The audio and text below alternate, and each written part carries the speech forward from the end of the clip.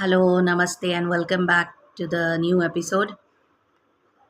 तो इस ट्रांसफॉर्मेशन की जर्नी में हम काफ़ी दिनों से प्रयास कर रहे हैं कि अपने मनोविज्ञान को कैसे बदले, मन को और उसकी शक्तियों को सही तरीके से कैसे इस्तेमाल करें, how to use the mind powerfully, strongly and positively, और जिसकी वजह से हमारा जीवन नेचुरली ही बदल जाएगा। तो अब तक कई वीडियोस में हमने समझने की कोशिश की है कि माइंड कितना पावरफुल है। और आश्चर्य की बात है कि हम कैसी भाषा बोलते हैं। हम कहते हैं मन बड़ा ज़िद्दी है, मेरा तो मन ही कमज़ोर है। एक्चुअली वो कमज़ोर नहीं है, वो कितना स्ट्रांग है, लेकिन हमें उसे समझना नहीं आया, हमें उसे चलाना नहीं आया। हम कौन है? जब मैं हम कहती हूँ तो क्या मैं इस शरीर की बात कर रही हूँ, या जो आप मुझे सुन रहे हैं, जेंट्स है, लेडीज़ है, बच्चे हैं, मुझसे बड़े हैं, बुज़ुर्ग हैं, आप सभी मुझे सुन रहे हैं। तो क्या आपका जो भी नाम है, जो भी धर्म है, जैसे भी आपका रूप है, आप जहाँ भी रहते हैं, वो सुन रहे हैं क्या? नहीं। वो शरीरों के अंदर बैठी हुई वो जो ऊंची चेतना है, ऊर्जा है, सोल है, स्पिरिट है, वो आत्माएं, तभी तो कहा गया है ना, मनुष्य आत्मा। मनुष्य यानी ये शरीर, ये चोला, और आत्मा अजर अमर है। और वो इस शरीर के अंदर, रोल के अंदर रिस्ट्रिक्टेड फील करता है। और आत्मा की ही एक शक्ति है मन, इसलिए मन इस बॉडी में नहीं है। अगर मन इस शरीर में होता तो वो दिखाई देता। फिज़िकल तो दिखेगा ही ना इस फिज़िकल दुनिया में। जैसे हमारे हाथ दिखते हैं, हमारे पैर है वो दिखते हैं, कान दिखते हैं, आँख दिखती है, मगर मन नहीं दिखता। और मन के अंदर चलने वाली भावनाएं और विचार भी नहीं दिखते। हाँ, कभी कभी हमारी मुखाकृति से, हमारे फेशियल एक्सप्रेशन से, हमारी नाराज़गी के बोल से या प्यार के बोल से या हमारे एक्शन से पता चल जाता है कि इस समय ये गुस्से में है, प्यार से बोल रहे हैं, दुखी है। बट वो भी हम अंदाज़ लगा रहे हैं, लेकिन ना मन दिखता है, ना उसके विचार। अब जो दिखता भी नहीं है वो कितना शक्तिशाली होगा, ज़रा कॉमन सेंस से सोचिए तो सही। जो जो चीज़ें दिखती नहीं, वो उनसे भी ज़्यादा शक्तिशाली है जो दिखती है। हमें भयानक जंगल दिखता है, गहरे सागर दिखते हैं, मगर हवा हवा दिखती नहीं है, वो उतनी ही ताकतवर है। बड़े बड़े तूफान, आंधियाँ आते हैं। तो मन जो दिखता नहीं है वो कितना शक्तिशाली होगा। उसे चलाना सीख गए तो और कुछ सीखने की ज़रूरत भी नहीं है। तो आइए आज फिर एक बार मन की ताकत का अंदाज़ा लगाते हैं। आज हम दो ऐसे साइकोलॉजिकल कंडीशंस को समझेंगे, जैसे साइकोलॉजी में प्लासिबो इफ़ेक्ट और नोसिबो इफ़ेक्ट कहा जाता है। तो प्लासिबो इफ़ेक्ट में क्या होता है पता है? चाहे सामने वाला स्टूडेंट है, मरीज़ है, कोई कमज़ोर व्यक्ति है जो उस समय बहुत अपने आप को कमज़ोर फ़ील कर रहा है, या समथिंग लाइक दैट, किसी को मनोबल बढ़ाने की ज़रूरत है, कोई आपके सामने बहुत डिप्रेस्ड आया है, दुखी आया है, परेशान आया है, तो उसको हम थोड़ा ठीक करने के लिए, क्योर करने के लिए, और थोड़ा उसका मॉरल अपलिफ्टमेंट करने के लिए, उसको थोड़ा सा और उमंग उत्साह में लाने के लिए क्या करते हैं? प्लासिबो इफ़ेक्ट यूज़ करते हैं।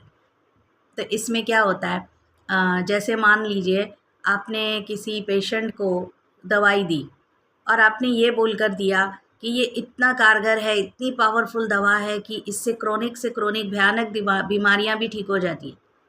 और ये बीमारी अब तक जितने भी मरीज़ों को दी गई, उसमें से 99% ठीक हुए ही हुए हैं। अब आपने क्या किया है, साइकोलॉजिकली उस पेशेंट के माइंड में आपने एक पॉजिटिव बीज डाल दिया। तो उसका प्लेसिबो इफ़ेक्ट का मतलब है, एक्चुअली आपने उसे शायद दवाई भी दी नहीं है, क्योंकि हो सकता है आपके पास दवाइयाँ हैं ही नहीं, या फिर उतनी पावरफुल नहीं हैं। लेकिन आपने उसके मनोविज्ञान को ऐसे टच किया कि अब उसके अंदर की विल पावर उस गोलियों को सचमुच में वैसा स्वीकार करती है कि हाँ, ये तो बहुत पावरफुल है, और वो ठीक हो जाते हैं। अब समझे?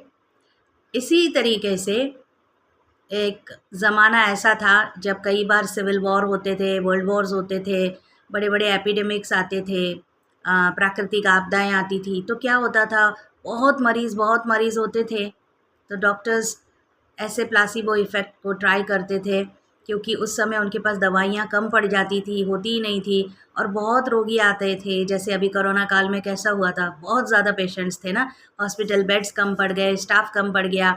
तो उस टाइम पर उनको प्लासिबो इफ़ेक्ट से उन्होंने कहा कि आप इसे लीजिए, बहुत अच्छा इफ़ेक्ट होगा, आप बहुत ठीक हो जाएंगे।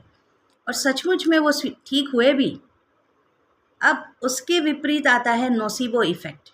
इसमें क्या होता है, आपके पास सचमुच बहुत पावरफुल कोई चीज़ है, कोई मंत्र है, कोई प्रार्थना है, कोई दवाई है, कोई अच्छा फूड है जिसमें बहुत न्यूट्रिशियस वैल्यू है, एवरीथिंग इज़ देयर, लेकिन देने के टाइम आप उसको व्यक्ति को कहते हो कि ये बहुत बेकार चीज़ है, मतलब अगर ये दुनिया की आखिरी चीज़ है ना तो तुम्हें लेनी चाहिए।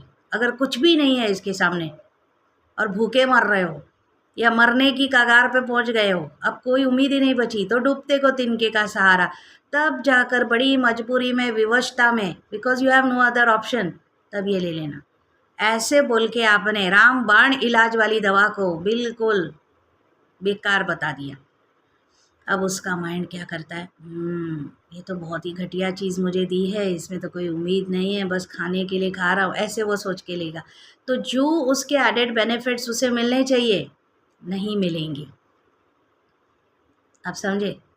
हम ऐसे अपने माइंड को प्रोग्रामिंग कर सकते हैं, क्योंकि गीता में भगवान ने कहा है कि बच्चे, आत्मा आपे ही अपना मित्र, आपे ही अपना शत्रु। जब आत्मा खुद की इस दिव्यता को नहीं जानता, वो परमात्मा को नहीं जानता, तब वो मन के हाथों विवश रहता है, कठपुतली बन के नाचता रहता है, मन नचाता रहता है, वो नाचता रहता है, मन भी परेशान होता है और हम भी परेशान होते हैं। लेकिन जब हमें आ गया उसको चलाना, तो मन से बड़ा मित्र कोई नहीं है आपका। इस दुनिया में इतना वफादार साथी कोई नहीं है, ऐसी वो पूंजी है। इसलिए कहा जाता है, मन चंगा तो कटौती में गंगा।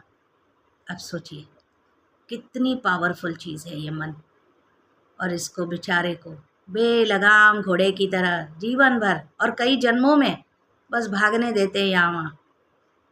और मन इतना इन्फ्लुएंस्ड हो जाता है, क्योंकि ये हमारे बाहर की जो रोल की जो कर्मेंद्रिया है, ये सारे सेंस ऑर्गन्स है, अवयव है, इसको, इसके द्वारा हम मन को कंट्रोल करने की कोशिश करते हैं। फॉर एग्ज़ाम्पल, आपको कहा गया आपको डायबिटीज़ है, आपको मीठा नहीं खाना चाहिए, तो ये आँखें है ना, हर मीठी चीज़ को देखती रहेंगी और मन ललचाता रहेगा।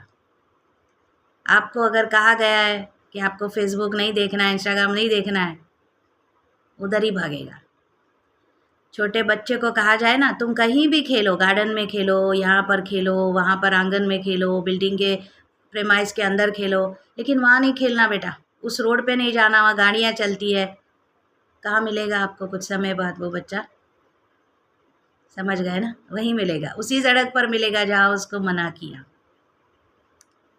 हम कहेंगे छोटा बच्चा ना, नादान है, लेकिन मन भी हमारा बच्चा है। अगेन किसका? इस शरीर का नहीं, इस रोल का नहीं।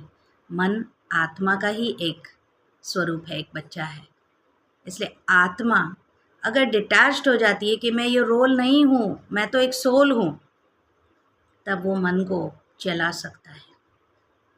ये अभी हम ज्ञान श्रवण कर रहे हैं, पर धीरे धीरे हम मेडिटेशन सीरीज़ में भी जाएंगे, क्योंकि जैसे शरीर का भोजन अन्न है, ऐसे मन का भोजन है मेडिटेशन। तो तन का अन्न और मन का अन्न, ये दोनों चाहिए, तब तो स्वास्थ्य, खुशी, सब कुछ मिलेगा। तो remember this, placebo and nocebo effect. फिर मिलते हैं अगले सत्र में। Take care, good bye.